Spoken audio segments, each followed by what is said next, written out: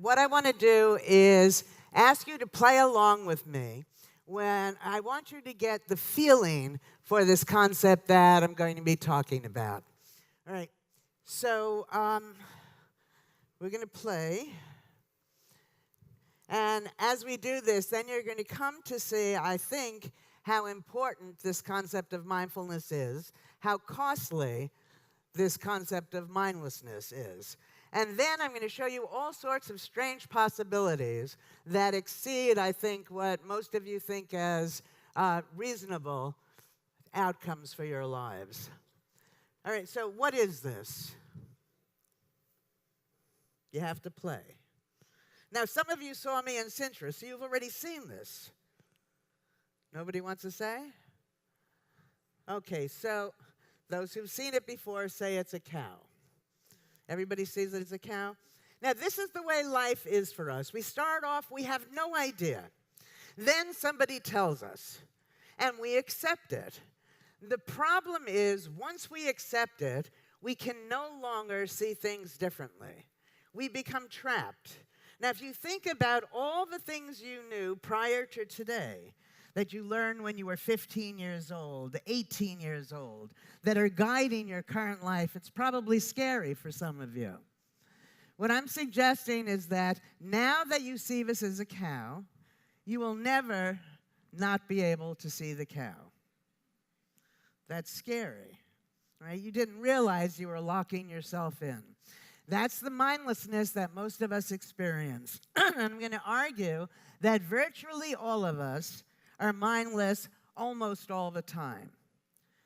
Let's add these numbers. Okay, I'll present the number and we'll add them together. 1,000, I have to hear you. 1,040, you're already scared? We haven't even begun. Okay, 1,040, 2,040, 2,070, 3,070, 3,090, 4,090. You know, it's amazing. It works every time. All right, so I want to do business with those of you who think this is 5,000. So if you add 4,090 and 10, when I went to school, that leads to 4,100. All right, we get lulled in and we're oblivious. If you left before I told you 5,000 was wrong, you'd have no idea. And that's what happens with us as we go through life. We have no idea the limits we've mindlessly imposed on ourselves. All right, this is David Copperfield. He's a very famous magician in the States. Pick a card, and then you have to think deeply about the card because he's going to tell you which card you've chosen. Okay? Now, you have to look right into his eyes for this to happen. Otherwise, it doesn't work. He doesn't know you, but still he knows the card you've chosen. Everybody has chosen a card? Yes? Oh, wait a second. Yes. For how many of you has your card disappeared? Okay, now I want to talk again to those of you who are afraid to raise your hands.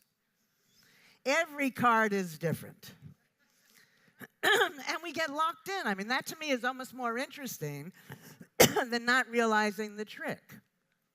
We're so afraid of somebody showing us that we're less than perfect that we don't engage. And again, we end up with lives that are less successful and exciting than they might be. We don't see what's right in front of us. We don't see what's to the right of us, to the left of us. And all the while, we're blind to how blind we are. Let's keep playing a little bit. Here's one, an easy one for you. How much is 1 and 1? No. 1 and 1 is sometimes true. Everything is sometimes true. Everything is sometimes not true. When you think you know, you don't think about it. You just 1 and 1 is 2.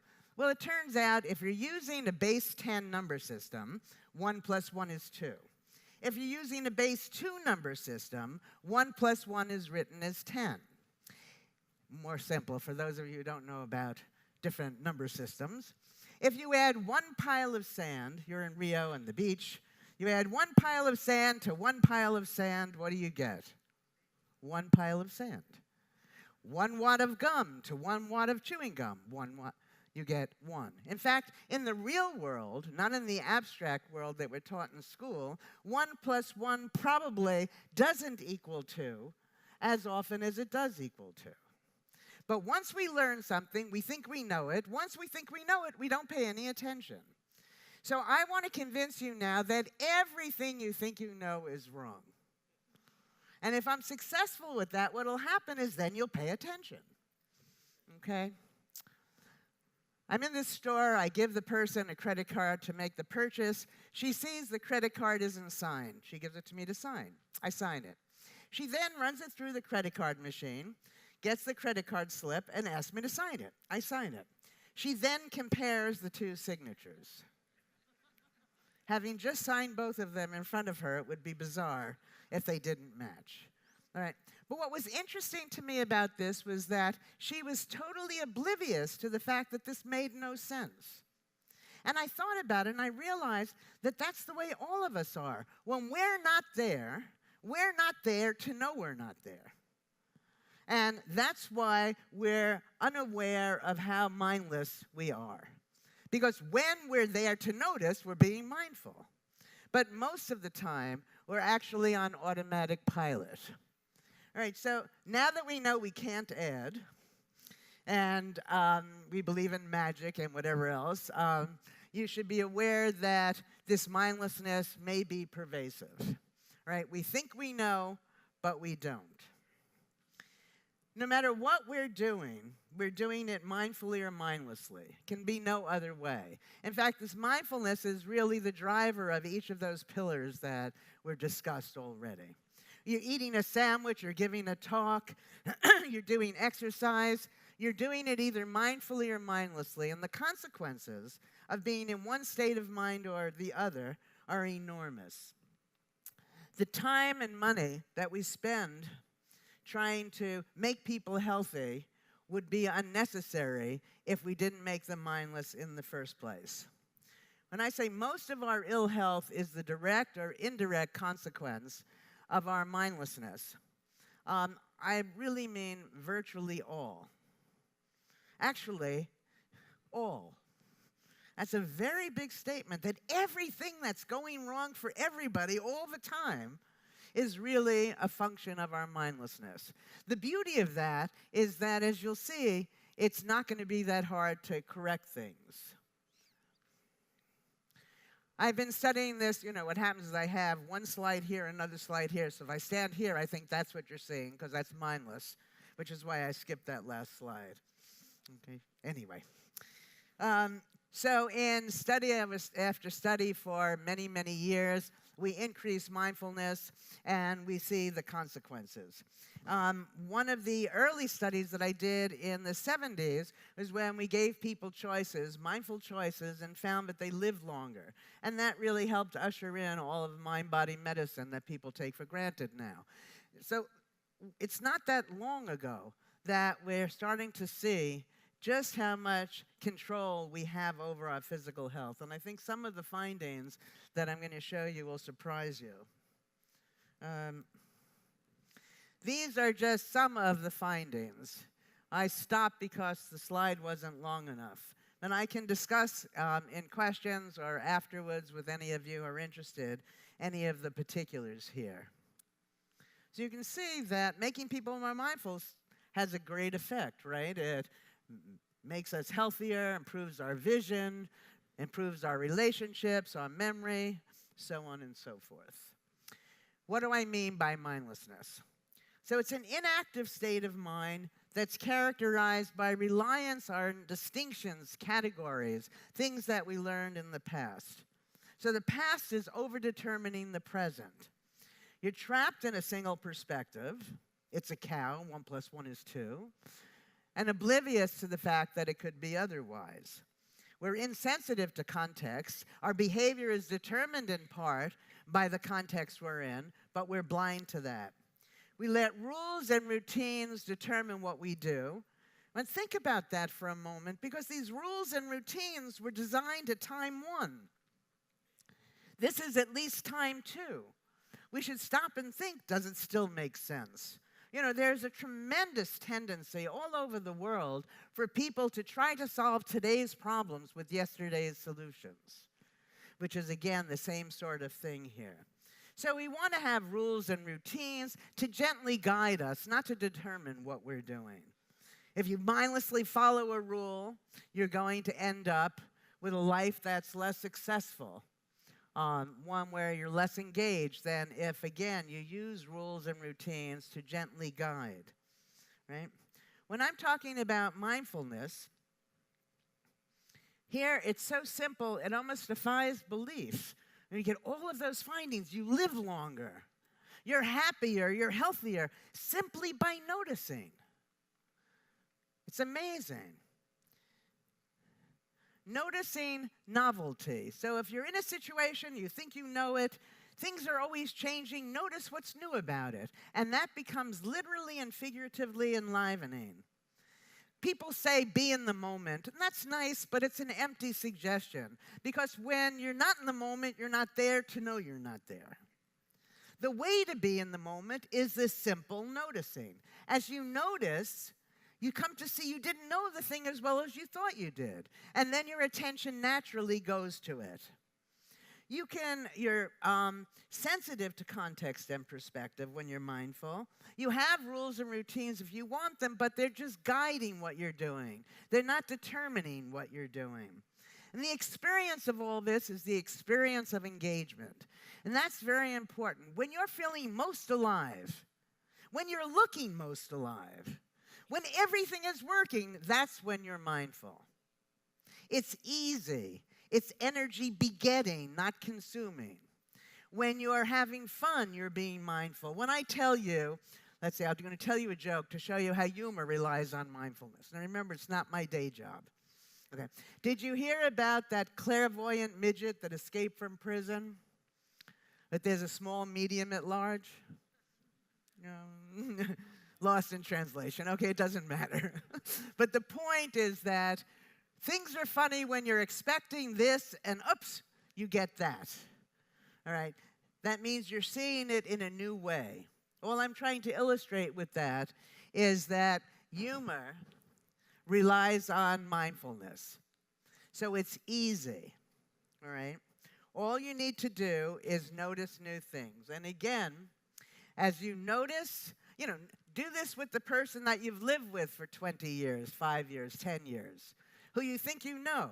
Notice something new. They become alive for you again. You notice, you see you didn't know, then your attention naturally goes to it. The consequences of increasing this mindfulness are astounding, as I hope you'll see in a moment. All of our facts become suspect.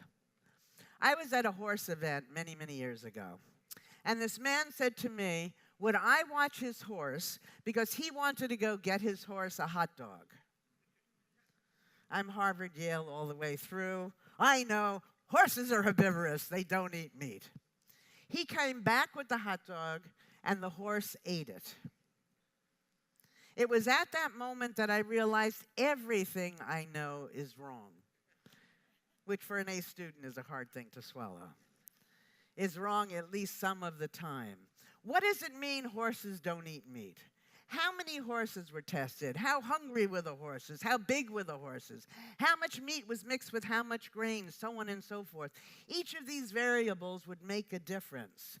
And the point is, all of our facts depend on context. All of science, it doesn't matter if it's physics, biology, psychology, that our experiments can only yield probabilities. That means if we were to do the exact same thing, which we can't, we're likely to get the same findings. Now, those are translated by the media, by teachers, in lectures like these as absolute facts. When you know something absolutely, you don't have to pay attention to it. I ask you, how much is 1 and 1? It's 2. You're not there when you answer. You don't need to be. Although, as you know now, you may be wrong with that answer in this particular context. Things are constantly changing. Things look different from different perspectives. And with this, to hold things still and to think we know is a grave mistake. We confuse the stability of our mindsets with the stability of the underlying phenomena. Everything is changing. Are you giving me time? You taking time away? He's not saying. What? Yeah, I don't know, but it's good. I feel like he just gave me an extra 3 minutes. All right. All right. We have to remember that facts were just decisions made at another time by a group of people who had particular ideas and particular biases. Very rarely are these facts handed down from the heavens. So to tie ourselves to any of these facts and say, this is all that can be, that this or that is impossible, is simply wrong. It becomes easier to make changes when we recognize that these facts are more probabilities, maybes, than absolutes. That these facts were made by people, just people. It's easier to do something other than what those facts might dictate. I want to talk to you about what I call the psychology of possibility, and argue that when we realize that there's much that we don't know about our health, people tend to be overwhelmed and take it as negative. But instead, what we ought to do is let this open up a world of possibility for us. What is possibility? It's the study of what might be rather than a description of what is. Why are we so sure we can't improve vision beyond 2020? Think ourselves thin. Reverse virtually all brain damage. Why are we so sure we can't be stress-free? We need to free ourselves from constricting mindsets and the limits they place on us. And possibility opens up when we recognize that while we might not be able to do it now, that doesn't mean we won't be able to do it in the future. That there's a very important difference between the word indeterminate and uncontrollable. When we don't know if we can do it, it's indeterminate. When we think we can't do it, it's uncontrollable. No one tries to control something that's uncontrollable, right? You walk away from it, you can't do it, that's it. If you say, well, I don't know if I can do it or not, at least I know it hasn't been done before. But everything new was not able to be done in the not-so-distant future, past, rather. Let's say for all illnesses, chronic, acute, there are moments of little or no symptoms. When there are no symptoms, do you still have the disease? Think about, what does it mean to have the disease if no part of you shows that you have the disease? What causes symptoms to go into spontaneous remission? These happen much more frequently than people realize. Because as soon as all the symptoms go away, you don't go back to the doctor and say, hey, doctor, let me spend the money for this visit, take all the time out of work to tell you that I'm better. Right? So it seems as if it's rare. It's not so rare. What about placebos? This is amazing.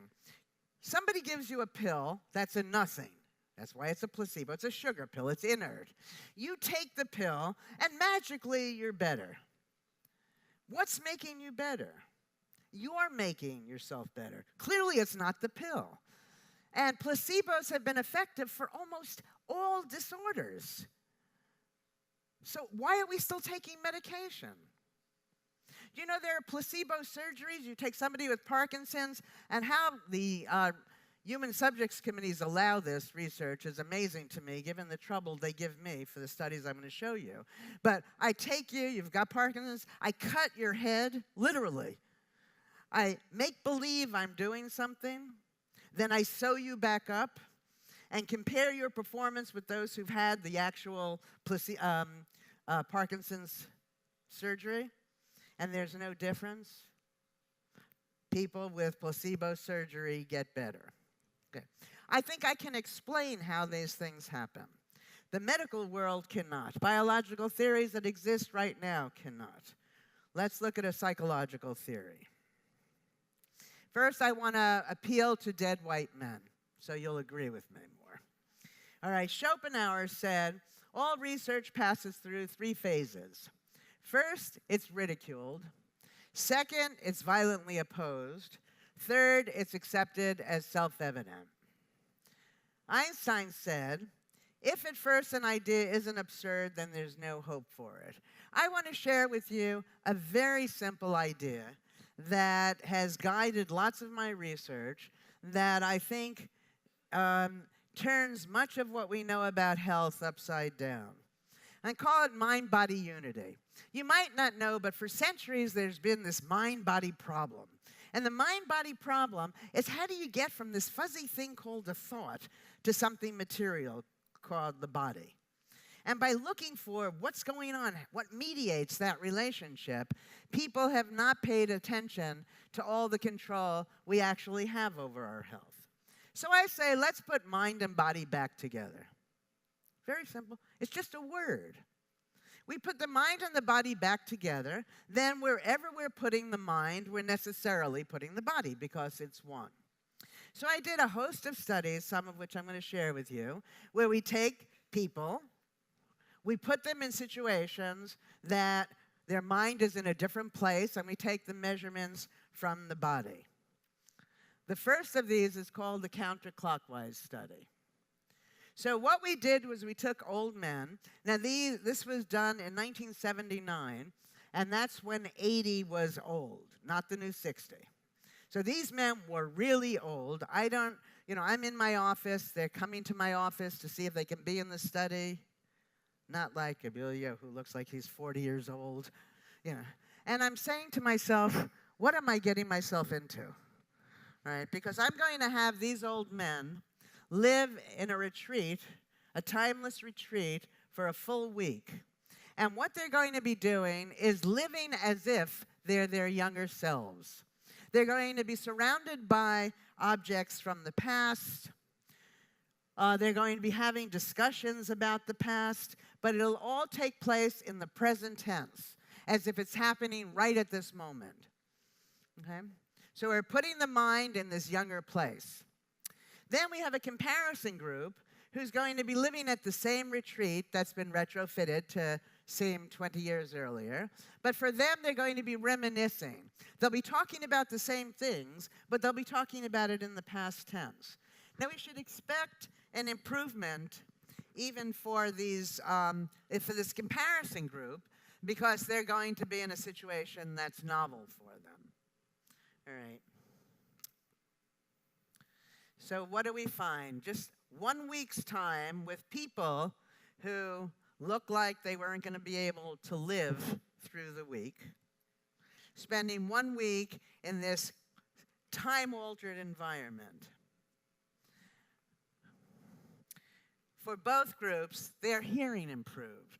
When have you ever heard of an older person, even a younger person's hearing improve without medical intervention? Their memory improved, their strength improved. Over and above that, for the group the experimental group, that for whom we took their whole selves, their minds, put it back in the past, for them their vision improved, their arthritis diminished, their dexterity changed. Now, we took photographs of people before the study and then again at the end, had them rated by people who knew nothing about the study for how old these people looked. Those in the experimental group were rated as looking younger. This has been replicated in a Hollywood fashion by the BBC, in the Netherlands, South Korea. But we're going to call this the counterclockwise method. We take people and we put their heads someplace else, the measurements from their body, right? Because I've done several much more recent studies that I want to tell you about where we use the same idea.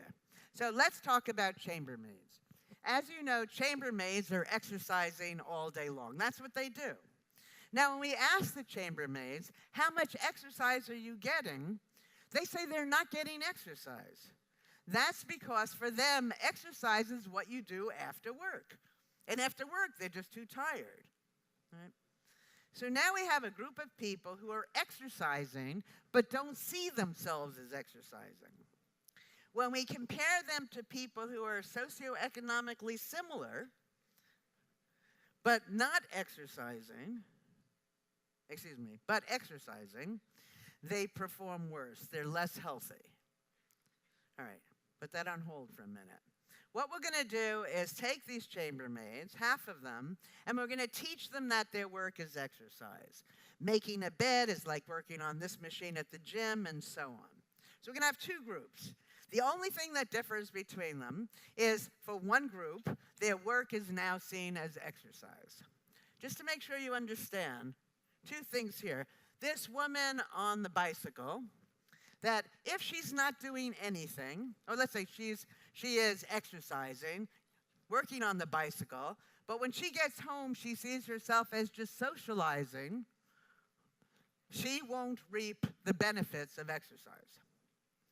This woman who is not exercising, if she goes home and she sees herself as having an active day at the gym all day, she will reap the benefits of exercise. Our minds are powerful. Isn't this what you've always hoped for? You don't have to move, you just have to think the right thoughts. Well, moving is also good. But the way we think about things, that's just to see if you were paying attention. All right, so what did we find? Now, the first thing we did was to make sure there were no differences with respect to how hard they're exercising. Are you exercising working any harder than before? No. Is she working any harder than she was? Are you eating any more or less? We asked as many questions as we could think of. And in all of those measures, the two groups are the same. The only thing that differed was whether or not they saw their work as exercise. Those who saw their work now as exercise lost weight. There was a decrease in body mass, a decrease in waist to hip ratio, and a drop in their blood pressure, simply from the change in mindset. Okay. I'm strange, which you probably already realized. So when I go to the doctor's office and they show me this eye chart, you see letters. What I see is somebody thinking that soon they're going to show me I can't see. As you work your way down the chart, it becomes harder and harder to see, setting up an expectation that you're not going to be able to see. So I thought, well, gee, what would happen if we reverse that eye chart? So now there's an expectation that soon I will be able to see. When we do this with people, what happens is soon they can see what they weren't able to see before. Now, you know, most people can see until you get to around 2/3 of the way down the eye chart. 2/3 of the way down, you say, it's getting harder. So what happens if we start the eye chart 1/3 of the way down, which means 2/3 of the way down are now much smaller letters? And again, what happens is people can see what they couldn't see before. Just as an aside, this is about 6 months ago. At night, I'm trying to get a contact lens out of my eye, and I'm killing myself to get, almost did damage, but I didn't. Then all of a sudden, I realized I never put the lens in. But I saw it just fine all day. And I haven't worn a contact lens since. Okay? How could that be? We'll talk about that a little more. Or let's just talk about it now for a second, since I'm on a roll. When you go to the doctor's office, you take the eye test, and you're given a number. Have you ever thought about how crazy that is? That you're using that one-time event to determine how you see all day long? I don't know about you, but if I'm hungry, I see the restaurant sign a lot sooner. If I don't want to see you, I see you a lot sooner, so I can get away. I see things that are moving differently from things that are stationary, things that are in color different from black and white. I see better at about 11 o'clock than I do at 7 in the morning or 4 in the afternoon. Control over our lives, as I will hopefully make clear to you, comes in recognizing this variability. And I'll get back to that. I want to talk to you about a diabetes study. All right, this is a counterclockwise study, and we actually use a clock. Diabetics come in. They sit down next to a computer. They're going to play computer games. Next to the computer is a clock. For 1/3 of the people, unbeknownst to them, the clock is going twice as fast as real time. For a third of the people, the clock is going half as fast as real time. For a third of the people, the clock is real time. We have them play computer games, and we ask them change the game they're playing approximately every 15 minutes. That's just to make sure they look at the clock. What do we find? We find that blood sugar levels follow perceived time, not real time. Do you understand? Those who thought the clock was taking longer, their blood sugar level is different from those for whom the clock is speeded up. We have some brand new data that we just got where we have diabetics and we give them a drink, and on the drink is a label. For half of them, the label makes clear that the drink is high sugar content. For the other half, it doesn't say anything about sugar. It's the exact same drink. The diabetics who think they're consuming a lot of sugar show a spike, again, in their blood sugar level. The implication is that we should be able to control our diabetes with our thoughts. A very strange study we did with colds. You show up, and we show you a video, a big screen, and on the screen is people coughing and sneezing, and they're obviously displaying colds and flu-like symptoms. In the room are tissues, chicken soup, whatever we could think people associate with a cold. Can we prime a cold without the introduction of a cold virus? Yes. People get sick.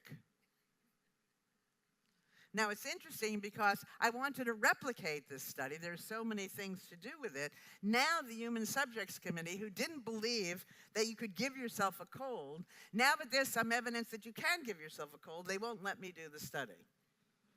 It's unethical to give people a cold. I'm not giving them, I'm giving it to themselves. Contrast that, just a gripe of mine, that in the medical schools they're able to cut through your head to do nothing. Anyway, so be it. Okay, so we have two kinds of studies. We have those studies that are like the counterclockwise design, where we put you in a space and then that's unusual for you, as with placebos, spontaneous remissions, colds, the exercise study, the original counterclockwise study. Put your body in a place, take the measurements, or your mind in a place, take your measurements from your body. We have another whole series of studies. We have data on each of these, but many of them need to be replicated. But it all follows the same idea, that when you go for a diagnosis and you're told what you have, you think you have what you have all the time. Nobody has anything all the time. When you're depressed, you think you're depressed all the time. No one is depressed all the time. Sometimes you're more depressed. Sometimes you're less depressed. Sometimes you're more in pain. Sometimes there's less pain. Sometimes your blood pressure is greater. Sometimes your blood pressure... Things are constantly changing. But our mindlessness leads us in all respects, not just it's a cow, 1 and 1 is 2, in all respects to hold things still. We think that we're smarter the more certainties we have. So we try to find what's the right answer and then freeze that. And that causes our limiting selves, our limits on ourselves. Everything is always changing. And when we recognize that, then we put ourselves in this world in a very different way. And with our illnesses, once we know that things don't stay still, and if I called you, which we did in these studies here, contact you periodically, and I ask you about your symptoms. Are you in pain now? Is it greater or less than before? Why? What is it that you're doing differently? let me give you an example. Let's say you have asthma. And people who have asthma, doctor says you have asthma, and when you need the inhaler, you use the inhaler. The inhaler isn't calibrated. Nothing in the medical world really is. It doesn't say to you, how much do you need? But surely you don't need the same amount all the time. Sometimes you need more, sometimes less. So now you're using the inhaler. I call you, and we want to find out, why do you need the inhaler now? What's different? Well, it turns out that when you're with me, you need the inhaler. When you're with Abilio, you don't need the inhaler. The cure is simple, right? Don't be with me. Or make the time with me the way it is with Abilio. Do you understand? It's not so easy, but if it's good sometimes, not good other times, and you ask why, then you can intervene. If every time, if you can't see well at 4 o'clock, as I said to you, I see better at 11, well, why? Well, at 11, I'm more rested. Well, if I want to see better at 4 o'clock, then I should rest at 3 o'clock. And now 4 o'clock will be like 11 o'clock. Do you understand? Once we recognize that our symptoms change, and we ask the question, when is it better, when is it worse, then we can make changes and actually control many of the chronic diseases that the medical world seems to think are uncontrollable. Here are the ones you see there that we've started with. Then we have people who take care of people who have chronic illnesses suffer a great deal. It's very hard. Many of them suffer medically, physically, with stress and so on. And we took some of these caregivers of people with ALS, caregivers of people with a severe traumatic brain injury. And what we find is when we teach the caregiver to attend to the variability in the patient's symptoms, both the caregiver and the patient improve. All right? Those of you who are concerned about doing the sorts of things that Alexander had mentioned, taking care of, well, when we take care of people, often we mistakenly see ourselves as just giving and giving and giving. And that's when you burn out. But there's no reason to be giving and giving and giving. What you want to be doing is noticing and noticing, because no matter how old the players, things are changing. And that noticing is energy begetting. And then once you notice, once I'm looking at Marcelo, I'm paying active attention to him, he actually feels seen and cared for. And our whole interaction improves because of our mindfulness. So basically, let me conclude by telling you that things are changing. We need to give up this illusion of stability and exploit the power and uncertainty. When we recognize that we don't know, we stay in the present, and thus we're able to take advantage of opportunities to which we'd otherwise be blind. The magic lies in being aware of the ways we're mindless. We need to examine the hidden decisions that help keep us sealed in unlived lives. We need to challenge the idea that the limits we assume as real have to exist at all. With only subtle shifts in our thinking, our expectations, we can begin to change the ingrained behaviors that sap health, optimism, and vitality from our lives. Increased health, overall well-being are a consequence of these subtle changes. So the real conclusion is if we increase our mindfulness, we increase our effectiveness, our health, and our vitality. And the good thing is that it's easy, it's fun, it's the essence of the life we want to lead anyway. So I wish you all greater mindfulness. Thank you.